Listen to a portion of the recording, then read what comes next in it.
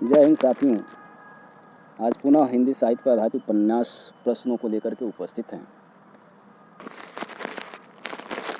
प्रश्न आज का है, गोदान उपन्यास है। गोदान कैसा उपन्यास है? यथार्थवादी है, आदर्शवादी है, आदर्शोन्मुखी यथार्थवादी है या यथार्थोन्मुखी आदर्शवादी है? तो यहाँ डी विकल्प है सही, यथार्थोन्मुखी आदर्शवादी। व्याख्या दिया गया कि जीवन के अंतिम दिनों में प्रेमचंद्र आदर्शवादी आस्था हिल उठी थी। सेवा सदन से लेकर गोदान तक आते आते भीतर ही भीतर उनके विचारों में क्रांतिकारी परिवर्तन हो चुके थे। गोदान उनकी परिपक्व जीवन दृष्टि का परिणाम है। यहाँ तक आते आते प्रेमचंद्र आदर्शोन्मुखी यथार्थोन्मुखी आदर्शवादी बन गया है। आप वीडियो को पूरा देखें तभी इसका लाभ मिलेगा। प्रेमचंद्र के निम्नलिखित उपन्यासों को रचना की सिलसिलेवार क्रम से सजाइए।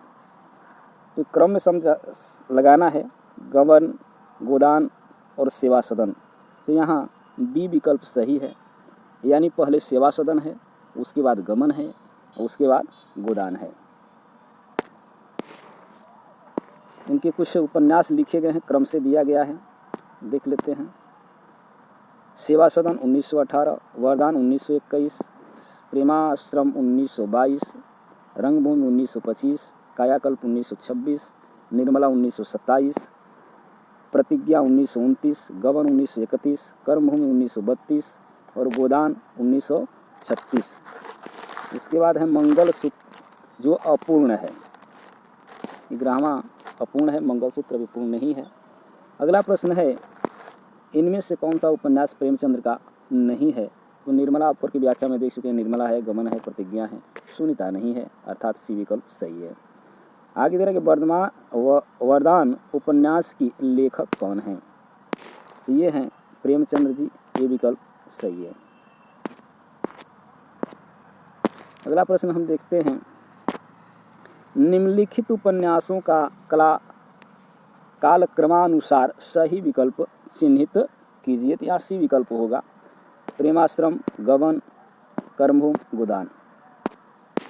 सेवा सदन का प्रकाशन वर्ष है, तो हम लोग व्याख्या में देख चुके हैं, यहाँ 1918 है, बी विकल्प सही है। मंगलसूत्र शीर्षक अधूरा उपन्यास के लेखक का नाम लिखिए। ये हैं प्रेमचंद। अगला प्रश्न है, निम्नलिखित में से प्रेमचंद्र कौन सा उपन्यास अधूरा है? तो मंगलसूत्र अधूरा है। अगला प्रश्न है, इनमें से कौन सा उपन्यास प्रेमचंद्र का नहीं है? तो यहाँ 3 तो हैं, ABC उनके हैं। डी शेखर एक जवानी उनका नहीं है, ये अज्ञे का है। शेखर एक जवानी अज्ञे का उपन्यास है। शेष उपन्यास प्रेमचंद्र के। हिंदी उपन्यास विकास यात्रा में शेखर एक जीवनी एक नए मोड़ का प्रतीक। इनमें से एक नवीन मनोविश्लेषण पद्धति का प्रयोग विविध शिल्प तकनीकों के साथ किया गया है। यह एक खास ढंग का रोमांटिक्स उपन्यास है। प्रतिज्ञा उपन्यास के लेखक है, सी विकल्प सही है, प्रेमचंद्र। अगले पृष्ठ पर चलते हैं।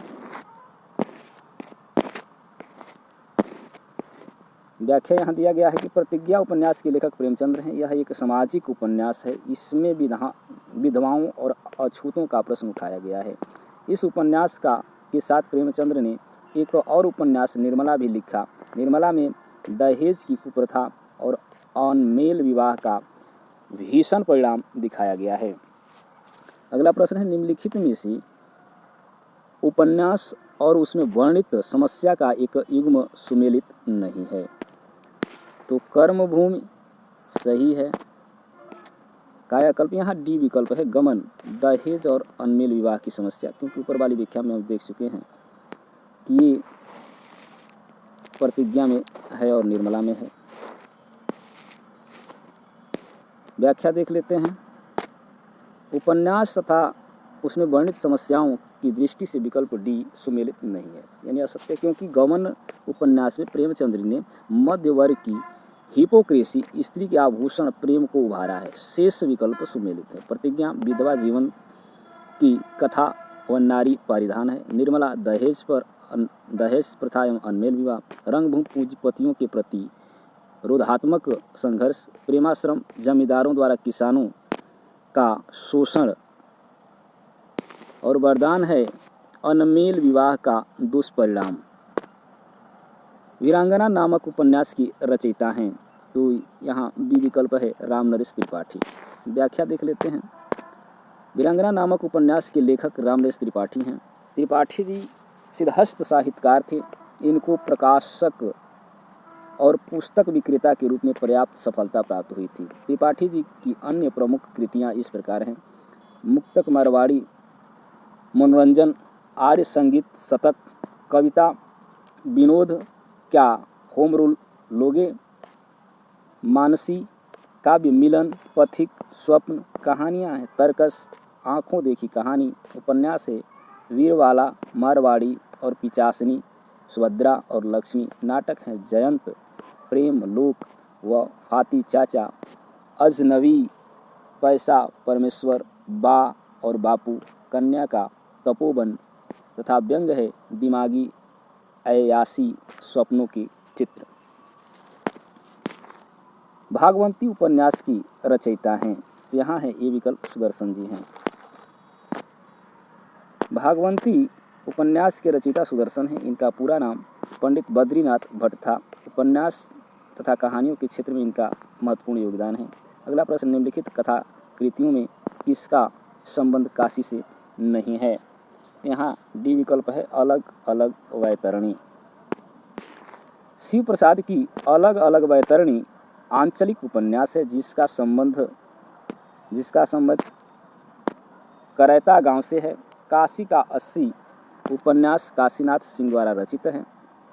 इस उपन्यास का संबंध काशी से है। गली आगे मूर्ति है शिव प्रसाद सिंह की कृति है। इसमें भारतेंद्र हरिश्चंद्र के घर का पता बताया गया है। झीनी झीनी बीनी चदरिया अब्दुल बिस्मिल्लाह खां का उपन्यास है। यह उपन्यास बनारस के बुनकरों को लेकर लिखा गया है। अन्य महत्वपूर्ण तथ्य यहाँ पे दिया गया है।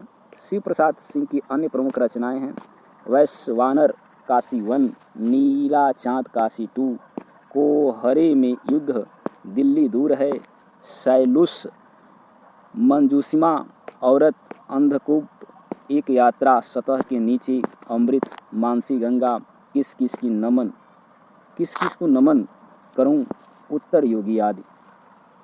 अगला प्रश्न है हजारी प्रसाद द्विवेदी के उपन्यास अनाम दास का पोथा में किस उपनिषद की सर्वाधिक स्थलों का प्रयोग किया गया है? तो बी विकल्प है छंदोग्य उपनिषद। सारी यहाँ छंदोग्य है, छांदोग्य उपनिषद। चलिए व्याख्या देख लेते हैं। अनाम दास का पोथा आचार्य हजारी प्रसाद द्विवेदी द्वारा लिखित उपन्यास है। इसे रैक आख्यान भी कहा गया है। इस उपन्यास में उपनिषदों की पृष्ठभूमि से चलती एक बहुत ही मासूम सी प्रेम कथा का वर्णन है। साथ ही साथ उपनिषदों की व्याख्या समझने का प्रयास, मानव जीवन की विभिन्न परिस्थितियों में विचारों के मानसिक द्वंद्व और उनके उत्तर ढूंढने का प्रयास इस उपन्यास की महत्वपूर्ण विशेषता व उपलब्धियां हैं।